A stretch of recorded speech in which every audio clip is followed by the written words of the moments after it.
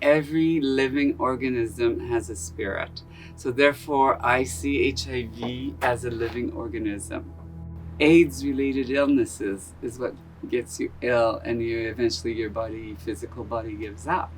But your spirit lives on. It lives on in our heart, it lives on in our spirit, it lives on in our connections, and it lives on in our traditions, in our ways of being, in our stories. HIV is a journey. It's a journey through spirit, with spirit, and it's about learning to thrive together and walk together.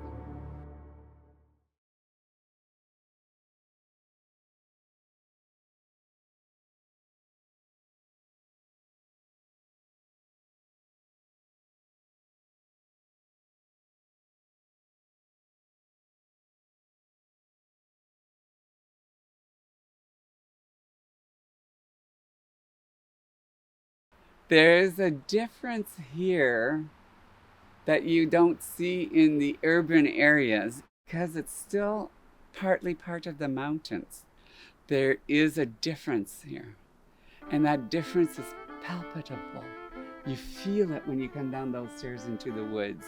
You feel it when you come to the grounds for ceremonies. And we were in ceremony and there was a full-on fire there, and the deers were just dancing around and giving us thanks. And one time the deer came down those stairs and up through the land there and down here, and I'm going, okay, what do we say to that? Thank you. Thank you for visiting. We called you. You're the spirits. But because this is the land of the eagles as well, there's a lot of eagles that come and hang out when we ceremony here, and we hear them and they make themselves seen, they make themselves heard, they help us focus. We know that the ancestors have come because they're showing themselves up. The cedar tree also, we can make our clothing with, we can make our tools with, we can make our medicines with. I've went and harvested cedar in these mountains. It was taught to me by the elders of these lands.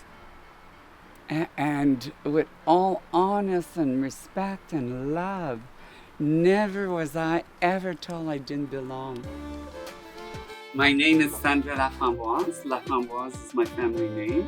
Sandra is the name I chose in 1981 after I went through sex reassignment surgery. I am Métis. I am two-spirit, and I have been an advocate, a staunch advocate for transgender human rights in Canada since 1971. I came out of a dark period. I came out of drugs. I came out of sex work. I came out from houselessness, and I had despair. And being a trans woman, there was nothing being done for us. Nothing.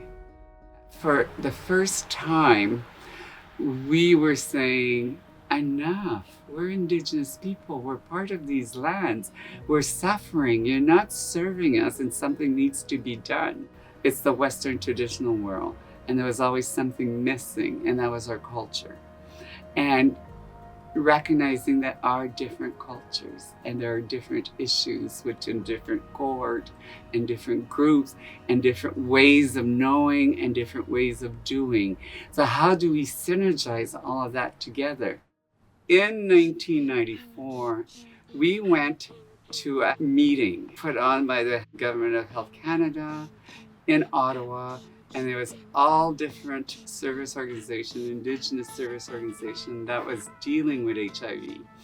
It had come out, and it was coming out that nothing was being done in addressing the HIV issues in Indigenous communities across this land. And we decided in that moment, through our wisdom, our spirit, the prayers, the camaraderie, that we needed a Canadian Indigenous national strategy. And that's why we called it CAAN, the Canadian Aboriginal AIDS National Strategy. And it was conceived in the lobby of a hotel after such a meeting. And so what it means for me is that I was one of a small building block and part of the spirit that came to create this. Because I feel that when we come together collectively, there's a wisdom. all the different treatments and the advancements we have. We've made an advance where these traditional Western medicines and our traditional medicines can now work together to help us live longer and healthier, but in a way that we can thrive. Eventually, over the 27 years that CAAN has been in existence, it's been a placeholder for family, for kin, people that wanted to do something, people that wanted to better the life of our communities, people that came from their life experience. The ideology of CAAN and what it stands for, it's a spirit for me that connects me and serves our people. CAAN has helped a lot of us to reconnect to the lands, to be who we are, to be part of, to be a family, not to be alone, not to be left to our own devices and dying without dignity. I think of my partner. He's a long-term survivor of HIV. I think of my kid brother, 20-some years of HIV, I think of my friends, my kins that I've made on this journey. I've met so many beautiful people. I think about all of them and the lessons they taught us and the lessons we learned and the wisdom we share together. There are words in Cree that explains Two-Spirited, but it's words that are connected to the land and to their traditions. There are words and legends in different ways that also speaks about Two-Spiritedness in legends and in different ways.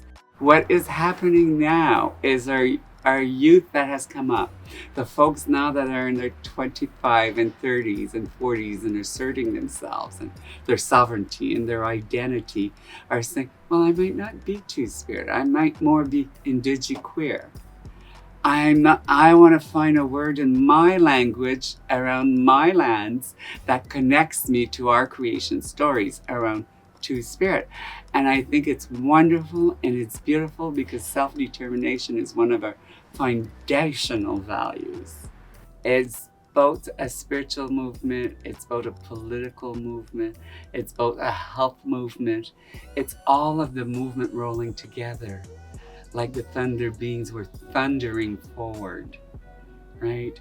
We're creating that space and we're supporting folks becoming warriors of these very important issues. So it's coming together and being able to talk about this openly without aggression towards each other and acceptance that we all are wisdom holders.